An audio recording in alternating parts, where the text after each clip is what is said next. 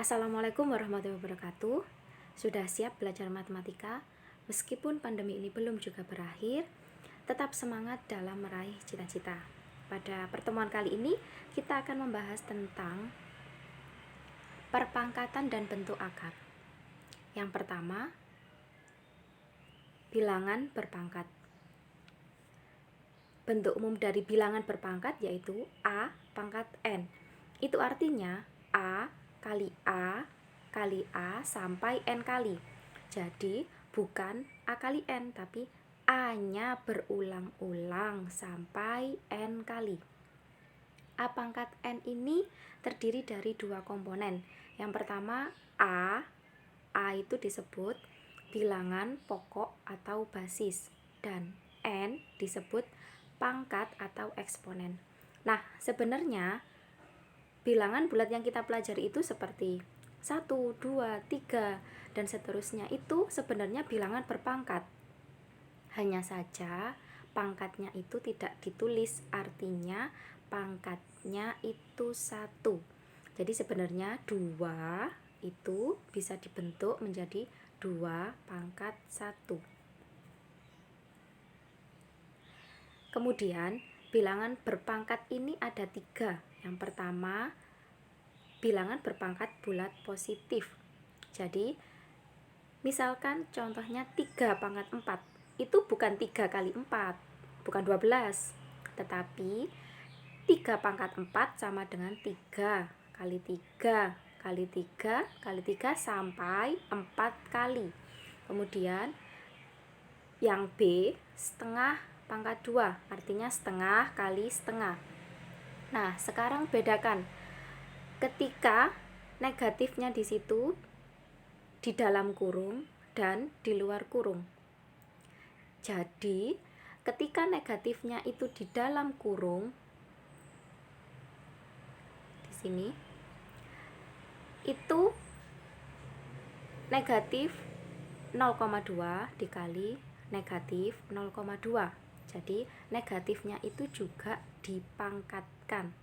Nah, berbeda dengan yang D, ketika negatifnya itu ada di luar, jadi yang dipangkatkan itu hanya yang di dalam kurung, yaitu 0,2 dan dikali 0,2. Coba diperhatikan lagi, dicermati. Jadi bisa dibedakan ya, sudah bisa difahami ketika negatifnya di dalam akar dan di luar akar. Sudah paham untuk bilangan berpangkat bulat positif? Sudah dipelajari juga ya ketika di SD. Selanjutnya yaitu bilangan berpangkat negatif. Jadi ini hal yang baru ya. Jadi ketika pangkatnya itu negatif, itu artinya misalkan A pangkat negatif N sama dengan 1 per A pangkat N. Atau bisa diibaratkan negatifnya itu 1 per. Jadi misalkan ada 2 pangkat negatif 3. Jadi kita ubah dulu negatifnya itu menjadi 1 per, kemudian menjadi 2 pangkat 3. Berarti 1 per 2 kali 2 kali 2 sama dengan 1 per 8. Hal yang sama juga ketika 0,2 pangkat negatif 2. Itu artinya negatifnya terlebih dahulu 1 per 0,2 pangkat 2 sama dengan 1 per 0,2 kali 0,2 sama dengan 1 per 0,04. Jadi sudah paham ya ketika bilangan berpangkat negatif.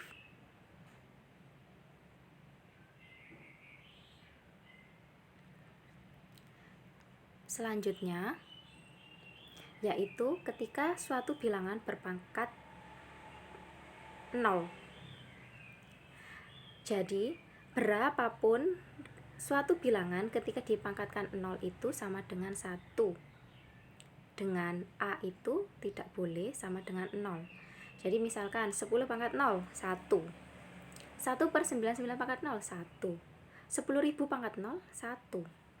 Jadi diingat-ingat ya berpangkat 0. Selanjutnya, sifat-sifat bilangan berpangkat. Nah, di sini harus diperhatikan syaratnya, yaitu bilangan pokok atau basisnya itu harus sama. Jadi berlaku ketika A pangkat M dikali A pangkat N sama dengan A pangkatnya ditambah M tambah N. Bisa juga diingat-ingat ketika kali bisa menjadi tambah. Nah, contohnya seperti itu. 3 pangkat 2 dikali 3 pangkat 3. Nah, sama-sama 3 kan basisnya. Langsung pangkatnya dijumlah, 2 tambah 3 boleh. Nah, sebagai contoh, misalkan kita jabarkan terlebih dahulu. 3 pangkat 2 berarti 3 kali 3. Kemudian 3 pangkat 3, 3 kali 3 kali 3, 3 kali. Nah, 3-nya di situ ada berapa? Ada 5, berarti kan ditulis 3 pangkat 5. Jadi seperti itu. Yang kedua, ketika bagi di sini artinya itu berubah menjadi pengurangan. Jadi misalkan 2 pangkat 3 dibagi 2 pangkat 2. Nah, di situ kan dibagi. Nah, boleh langsung pangkatnya itu langsung dikurang. Berarti 2, 3 dikurangi 2, berarti 2 pangkat 1 sama dengan 2. Boleh dilihat buktinya dijabarkan seperti itu. Kemudian yang nomor 3, ketika A pangkat M dipangkatkan lagi N. Itu artinya M-nya dikali N. Nah, contohnya 5 pangkat 3. Kemudian dalam kurung, kemudian dipangkatkan lagi 2. Itu artinya 5, 3 kali 2, berarti 5 pangkat 6. Jadi seperti itu, bisa dicermati lagi atau bisa dihentikan terlebih dahulu, kemudian cermati kalau kali bagaimana, bagi bagaimana, dan pangkat bagaimana. Nah, kemudian yang terakhir, yang keempat, di situ A kali B kan di dalam tanda kurung, dipangkatkan M. Nah, di situ ada dua cara. Boleh 2-nya dipangkatkan M, 3-nya dipangkatkan M. Gitu boleh.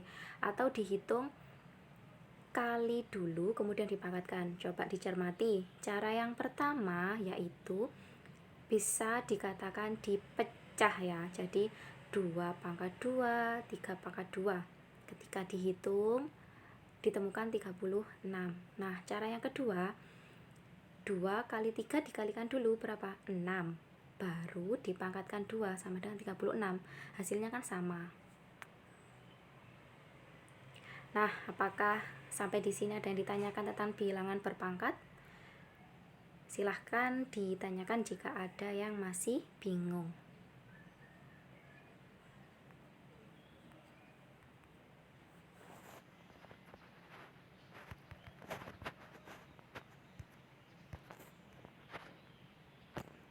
Kemudian yaitu bilangan akar.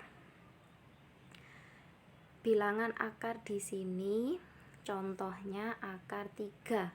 Sama seperti pangkat ya. Itu artinya sebenarnya ada kok anggapannya seperti aljabar. Akar itu seperti aljabar, seperti X. Sebenarnya di situ ada koefisiennya, yaitu ada angka di depannya akar, yaitu 1. Ya. Kalau tidak ditulis. Nah, kemudian akar ini berkaitan erat dengan bilangan berpangkat. Jadi, akar bisa dibentuk menjadi bilangan berpangkat, yaitu A pangkat yang di dalam M per yang di luar N. Jadi misalkan, kenapa sih ketika di SD akar 25 sama dengan 5? Sebenarnya bisa juga dibentuk menjadi pangkat seperti itu. Berarti 25 pangkat 1 per 2. Nah, 25 itu kan bisa dibentuk menjadi 5 pangkat 2. Karena 5 kali 5 kan 25. Nah, kemudian kan 2 dikali setengah kan 1. Berarti kan 5. Seperti itu. Nah, sekarang penjumlahan dan pengurangan akar. Sama seperti aljabar. Syaratnya yaitu angka di dalam akar itu harus sama. Jadi contohnya seperti itu. Sama-sama akar 3. Tetapi akar 3-nya tetap. Jadi yang kita operasikan hanya angka yang di depannya akar, yaitu 2 tambah 5, 7, berarti jawabannya 7 akar 3 ya. Jadi akarnya bukan double akar 3 akar 3, bukan, karena ini penjumlahan dan pengurangan, akarnya tetap.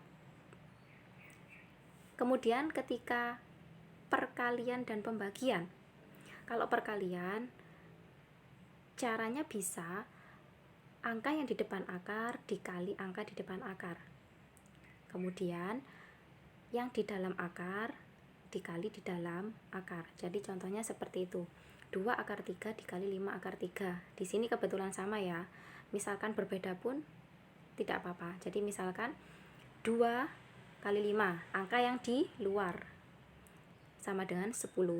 Kemudian akar 3 dikali akar 3 sama dengan 9, berarti 10 akar 9.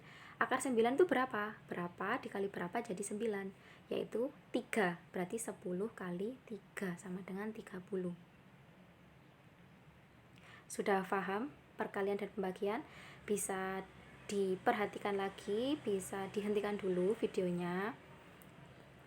Dibedakan ketika penjumlahan, pengurangan, perkalian dan pembagian itu seperti apa. Kemudian yang terakhir, menyederhanakan atau merasionalkan. Menyederhanakan di sini kita harus bermain angka yang bisa di akar. Contohnya 27. 27 itu kan bisa dipecah menjadi 9 kali 3. Kenapa saya pilih 9? Karena yang bisa di akar kan 4. 4 kan tidak ada hubungannya dengan 27. Nah, jadi kita pilih 9. Karena 9 kali 3 itu 27. Nah, kemudian dipecah. Akar 9 berapa? 3. Akar 3 berapa? Tetap kan? Jadi 3 akar 3. Kalau merasionalkan itu berarti ketika 1 per akar 3, berarti 1 per akar 3 dikali akar 3 per akar 3. Jadi misalkan penyebutnya akar 3 harus dikali akar 3 per akar 3. Jadi kita tidak mengubah soal. Misalkan 1 per akar 5, berarti 1 per akar 5 dikali akar 5 per akar 5. Jadi ditambahi di pembilangnya, agar kita tidak mengubah soal, karena akar 3 per akar 3 kan sama dengan 1. Jadi hal yang sama dilakukan juga ketika di pembilang. Kemudian 1 dikali akar 3 sama dengan akar 3 per akar 3 dikali akar 3, akar 9.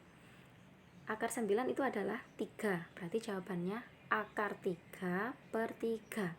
Nah, terkadang bisa juga ditulis seperti yang disampaikan di awal tadi.